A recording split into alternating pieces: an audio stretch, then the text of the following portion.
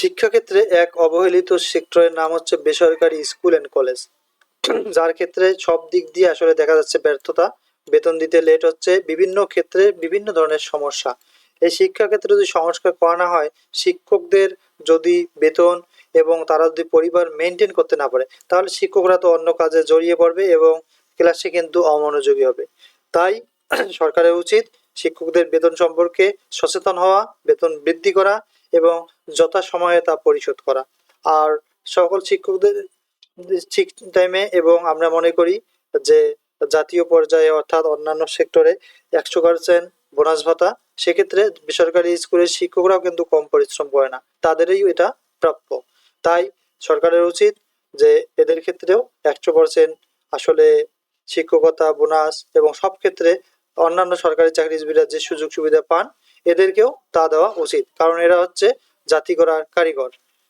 বেসরকারি স্কুল কলেজে কর্মরত এমপিওভুক্ত শিক্ষক কর্মচারীদের প্রথম থেকে পঞ্চম ধাপের বেতন একসঙ্গে দেবে মাধ্যমিক ও উচ্চ শিক্ষা অধিদপ্তর। শিক্ষকদের বেতন 20 মার্চের মধ্যে, বোনাস 22 তারিখের পর। অধিদপ্তরের কর্মকর্তারা জানান, চলতি সপ্তাহে এই 5 ধাপের বেতন হতে পারে। এছাড়া 22 মার্চের পর তারা উৎসব ভাতা বোনাস পাবেন। অথচ আপনারা জানেন যে সকল সরকারি চাকরির ক্ষেত্রে অলরেডি মার্চের বেতন সহ বোনাস দেওয়া হয়েছে, কিন্তু শুধুমাত্র এই সেক্টরটিতে আসলে সবচেয়ে বেশি অবহেলা।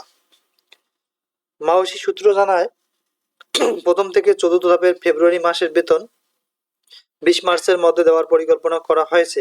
সব দপ্তরের সহযোগিতা পেলে চলতি সপ্তাহে ফেব্রুয়ারি মাসের বেতন দেওয়া হবে। পঞ্চম ধাপে আরও 12,000 শিক্ষক কর্মচারীর ডিসেম্বর মাসের বেতনও চলতি সপ্তাহে দেওয়া হতে পারে। আর আগামী সপ্তাহে ঈদ উল ফিতরের উৎসব ভাতা পেতে পারেন এমপিওভুক্ত শিক্ষক কর্মচারীরা। মাওসির মহাপরিচালক অধ্যাপক মোহাম্মদ আজাদ খান বলেন, শিক্ষক কর্মচারীদের ফেব্রুয়ারি মাসের বেতন চলতি সপ্তাহে দেওয়া হতে পারে। ইএমআইএস সেল থেকে আমাকে লিখিত ফরম্যাট পাঠানো হয়েছে। তো আপনারা সকল বিষয়গুলো জানলেন যে চলতি সপ্তাহে এগুলো দেওয়া হবে। যতক্ষণ পাওয়া যায়নি ততক্ষণ আসলে এগুলো অবিশ্বাস্য। আমরা আসলে এই তথ্যগুলো কালেক্ট করেছি, তাই আপনারা নেগেটিভ মাইন্ডে নেবেন না।